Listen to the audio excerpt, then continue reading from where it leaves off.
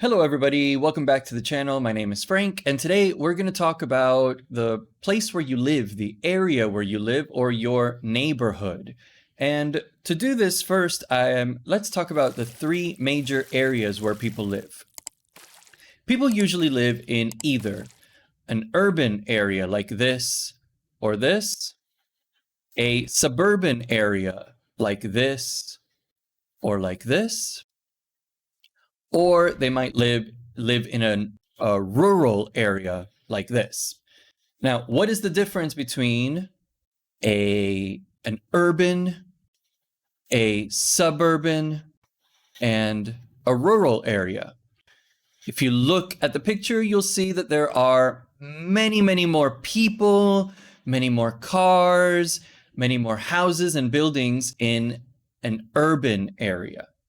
So this is what we call a place like a city, or maybe a major town, a large town in your country could be an urban area. All right. And the kinds of things you find in an urban area might be skyscrapers and public transportations like buses or even metro or subways. You'll find a lot of apartment buildings, maybe even office towers.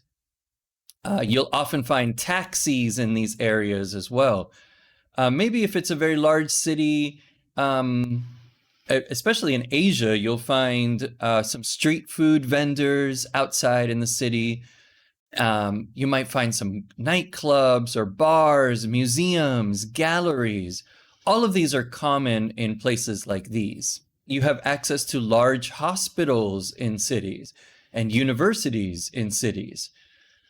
Maybe even high-end retail shops can be found in cities, places like, I don't know, Gucci, or large clothing shops like Zara can be found in large cities. Okay, now let's move on to suburban areas, because suburban areas are a little bit in between. You will find maybe some of the things that you find in a city and some of the things you'd find in the countryside. So in suburbs, one big difference is that people might live in detached houses or single family houses. These are houses that stand with a yard or with a fence around each one. In these, you might also find driveways, places to park your car, or even a garage, or large parking lots like these too. In a suburban area, you have more open space than in the city. So there might be more parks or more green areas in places like these.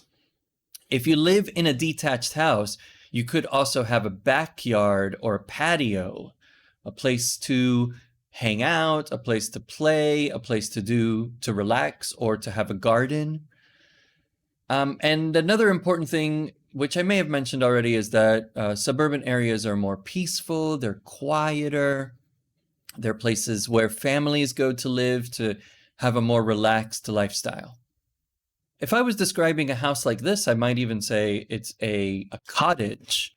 A cottage is a kind of old house, simple house that people sometimes move to escape the city, or they have it as a second home to escape the city on the weekends. All right, now let's talk about rural areas. And rural areas are places, like I said, with farms, farmland. So you probably find some large agricultural areas like these where people are growing crops. There may not be sidewalks because places like these sometimes are not places where people walk. They may not have access to a local bus in an area like this. People mostly drive or take a motorbike or ride a bicycle to go from place to place. Because an urban area is outside of the city, it might not be so developed.